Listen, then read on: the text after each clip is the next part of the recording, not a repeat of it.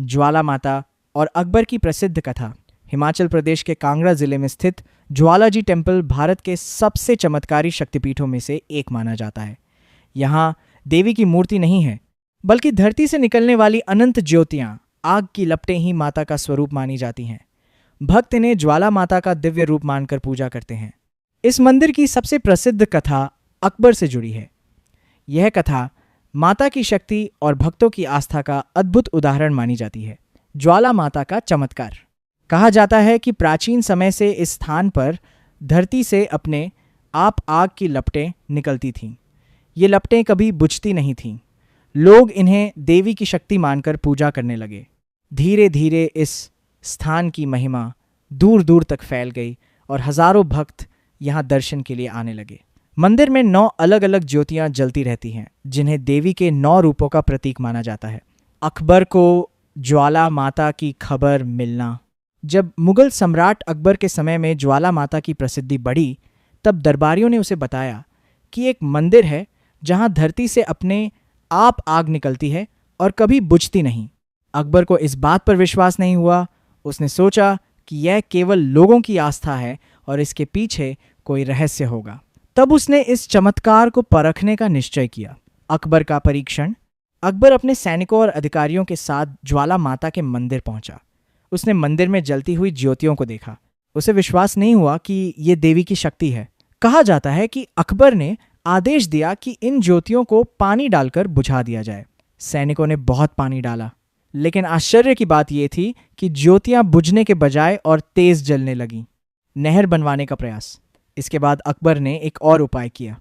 उसने आदेश दिया कि मंदिर के ऊपर से एक नहर, पानी की धार, आर बनाई जाए ताकि लगातार पानी बहता रहे और आग बुझ जाए।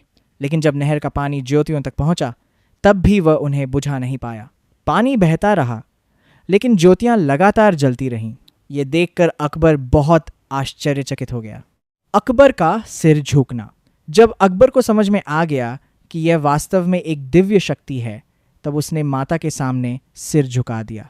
कहा जाता है कि उसने अपनी श्रद्धा के प्रतीक के रूप में सोने की छतरी, गोल्डन छत्र, माता को चढ़ाई। लेकिन एक और चमत्कार हुआ।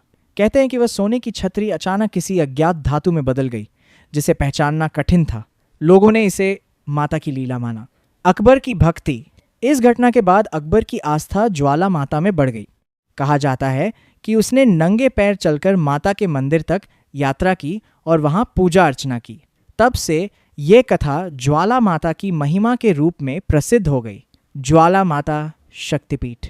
पौराणिक कथाओं के अनुसार जब माता सती ने अपने पिता दक्ष के यज्ञ में योगाग्नि में शरीर त्याग दिया था, तब भगवान शिव उनका शरीर लेकर तांडव करने लगे। तब भगवान विष्णु ने अपने सुदर्शन चक्र से सती के शरीर को कई भागों में विभाजित कर दिया। जहां जहां सती के अंग गिरे, वहां शक्तिपीठ बने। कहा जाता है कि ज्वाला माता के स्थान पर माता सती की जीभ जिह्वा गिरी थी, इसलिए यहां ज्वाला अग्नि के रूप में माता की पूजा होती है। आज का ज्वाला माता मंदिर। आज भी ज्वाला माता मंदिर में प्राकृतिक ज्योतियां लगातार जलती रहती हैं।